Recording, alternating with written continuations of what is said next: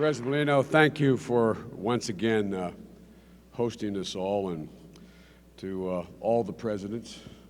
I've never been with so many presidents at one time. To all the presidents, including the president of the Inter-American Development Bank, President Molino. He and I have been through this once before in Plan Colombia when he was the ambassador of Colombia to the United States. And I want to also introduce to you, I have with me a leading member of Congress, Congressman Meeks, who very much wants to see this plan come to fruition. It's good to be here again. It's good to be here with folks who are becoming old friends. We've kept you waiting. You probably thought we became too close friends by our discussions in private, but we got a lot done. We've been very hard at work over the last year, and I think it's fair to say we've come a long way.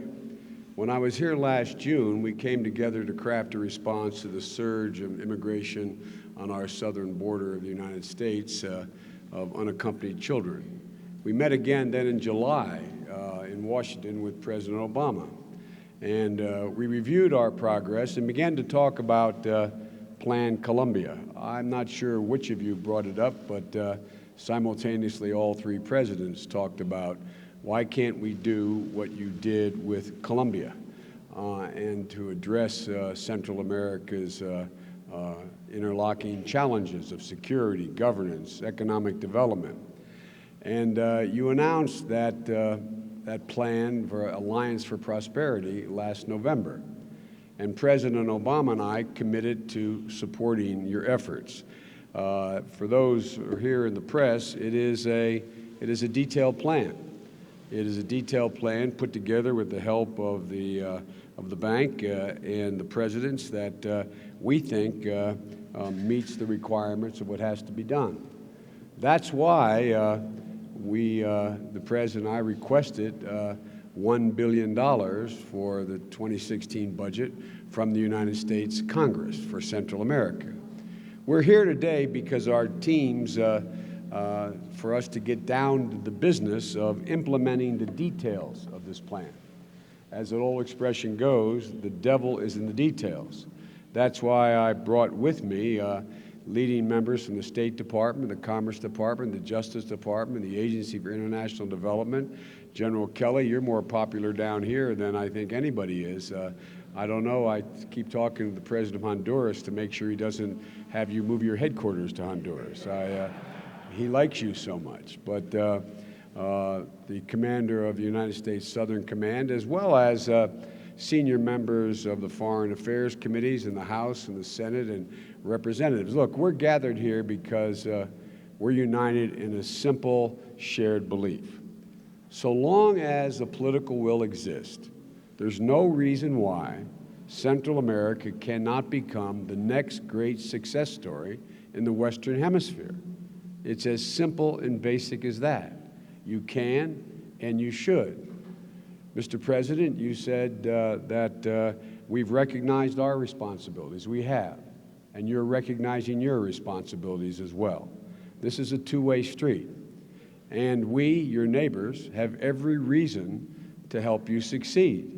Because what happens in Central America, as my colleagues have pointed out, is a matter of intense interest to the United States of America. 6 million young people will enter the labor force in Central America in the next 10 years. 6 million young people will enter the labor force in the next 10 years. So it's in our self-interest, and I would respectfully suggest yours, to help them find jobs and physical security. Because the people who tend to leave are the people with the most talent. The people who tend to leave are the people who can be the greatest, make the greatest contributions to a community. And if we don't do this, all of us will feel the consequences. You know better than I could ever how formidable the challenges can be. But we're here today because this is a moment of genuine opportunity. I can't think of a time when the opportunity has been so great to ensure that your economies no longer stay bogged down while your neighbors surge ahead, to reinforce the rule of law, to roll back corruption, to attract billions, tens of billions of dollars in investment from around the world, foreign direct investment. I come from a state that, in fact, is the corporate capital of America. More corporations are headquartered there than any place else. They want to come here. Corporate America wants to come. The rest of the world wants to come. There's great opportunities in human capital here. But you have to end once and for all the climate of endemic violence and poverty. That's why I've made it clear to the leaders of the region that if they're ready to take ownership of this plan, we, the United States, and I predict the international community, will be ready to make significantly greater investments to help you solve each of the problems that you face. That's why the Alliance for Prosperity you've put forward is so very important. It recognizes the urgency of the moment. I remember when we talked about Plan Colombia, and the president of the bank will remember. I said, well, what is your plan? What is your plan? Its recommendations, if implemented, will transform the region, not from the outside, but from the inside. That's how regions get transformed. Let me be frank. Some in my own government and in the U.S. Congress have asked me, quote, how do we know this isn't just going to be business as usual? How is this any different than anything that's come before? Well, the President and I believe that this is the time that it will be different, because the effort starts with a demonstration of political will from within the region. Look, we had a basic choice to make, and we all had to make this choice. Do we continue just to try to mitigate the problems we're talking about, or do we attempt to solve them? Mitigate or solve? Now is the time to attempt to solve these problems. No amount of foreign money can succeed without it coming from within. This time can be different because you're asking to be measured and held accountable for the progress in implementing your own plan. In the last year we've been working together, I've seen you take steps to implement reforms.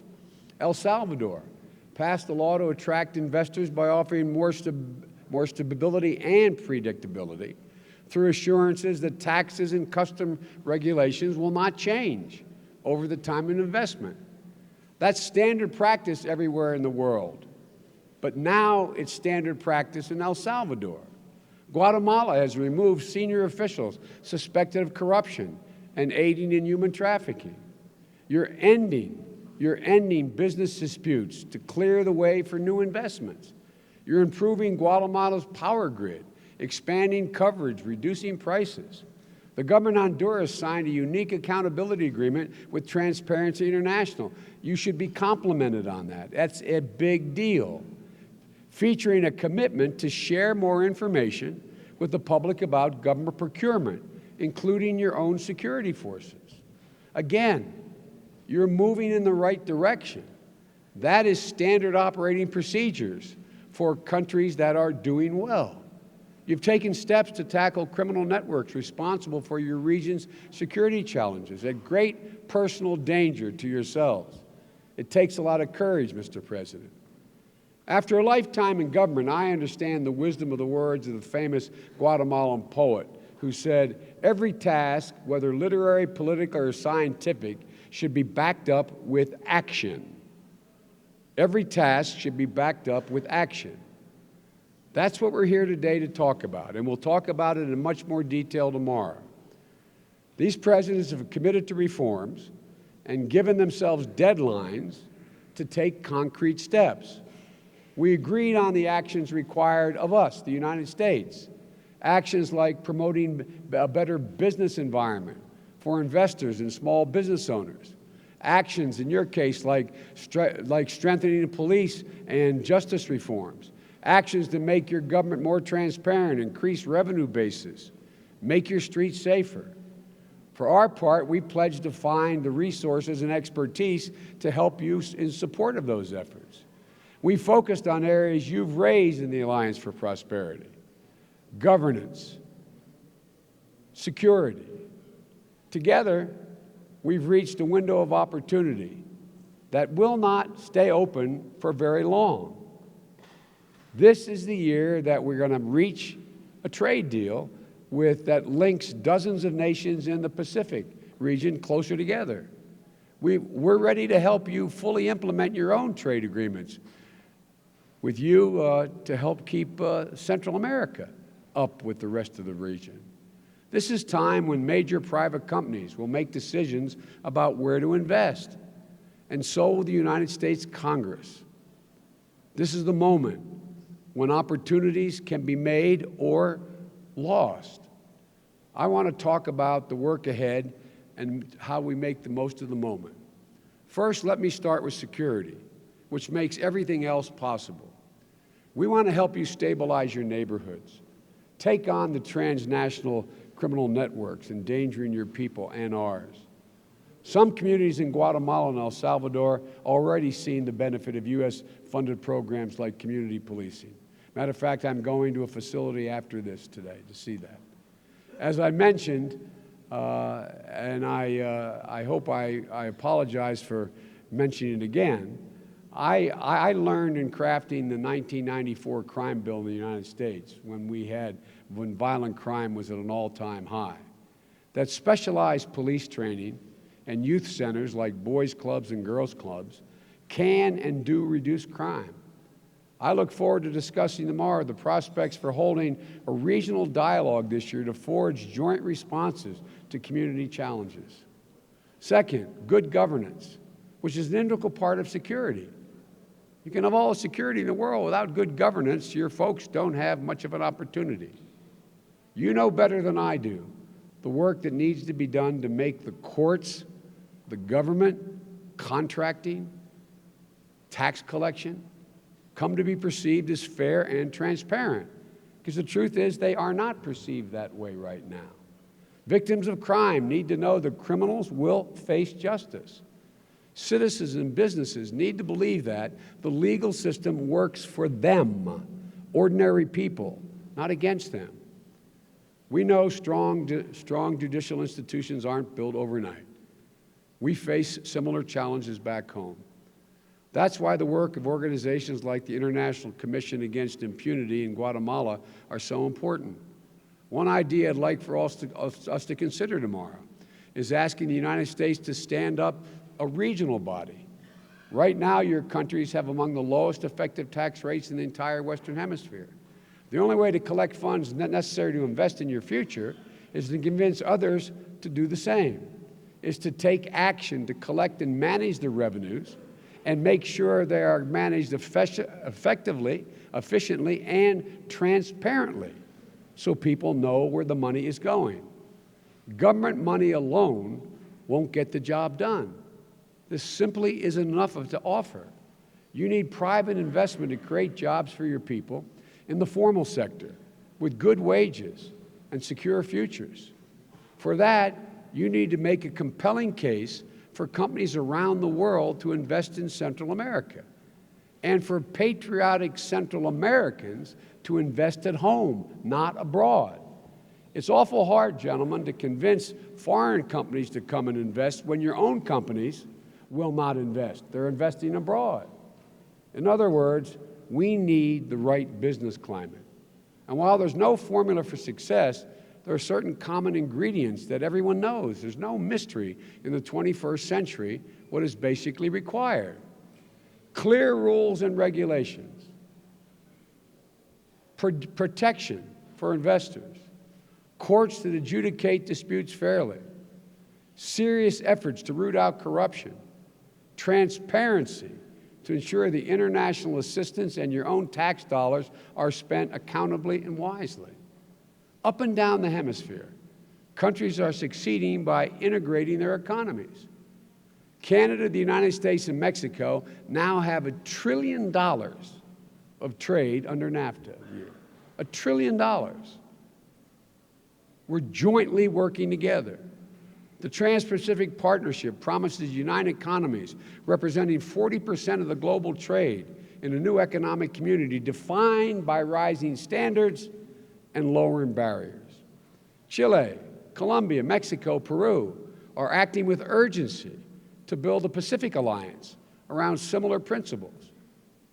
It remains far too slow and far too costly to move legal goods through Central America. The Inter-American Development Bank estimates that goods move at only 10 miles per hour from one end of this region to the other. Your place at the geographic crossroads of this hemisphere should be viewed as a remarkable asset and taken advantage of. We want to help you make the most of that. That means reducing tariffs, investing in infrastructure and borders, streamlining customs, partnering with each other and your neighbors on issues like roads and energy. And we're ready to work with you to get more out of the free trade agreement you have with us and to integrate your economies with each other. As you take these steps, we in the United States are ready to do our part. That's why, in addition to the billion-dollar request for Central America, we're working with Congress to significantly increase our assistance to you in this region this year, because we need to start showing results now. At the same time, we're streamlining how we can do assistance so it's faster, more flexible, expand what works, and revise or eliminate what doesn't work in what we're doing. We don't have it all perfectly down. We have to get it right as well. I recently wrote in the pages of the New York Times to make the case to the people of my country for $1 billion investment in Central America next year. But nothing makes the case more efficiently and effectively than your own actions. Nothing better demonstrates your seriousness, because we, the Obama administration and our Congress, believe the question is no longer what can we do for the hemisphere. It's what can we do with countries in the hemisphere together. We all have a role to play. For example, Mexico can help facilitate trade between North and Central America and make the border with Guatemala safer and more efficient. That benefits everyone. International financial institutions can help make it easier to start businesses, help businesses and governments partner together to train workers, help the region lower energy costs, and fully integrate Central America's energy grids eventually to North and South America. It won't be easy, but it's within our wheelhouse, as we say. We can do it. We can get this done. We know because it has been done here in the Americas. In 1999, I spent more time with this man, the president of the bank, and I was the architect of Plan Colombia for the United States Senate. Today, Colombia is a nation transformed, just as you hope to be 10 to 15 years from now.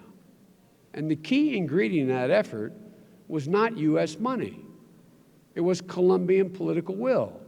It was a series of leaders willing to make significant reforms when it came to security, governance, and human rights.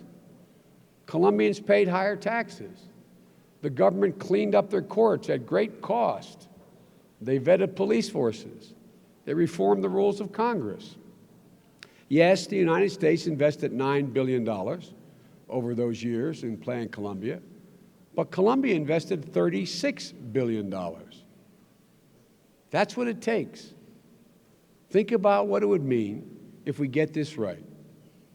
Central America can become the embodiment of this hemisphere's remarkable rise, not the exception to it, the embodiment of it. A place where success is measured by hard work, not by who you know, where criminals don't escape justice and citizens are treated fairly and with respect, where 43 million men, women, and children can find dignity, safety, and the lives they want in the communities where they grow up, not having to leave.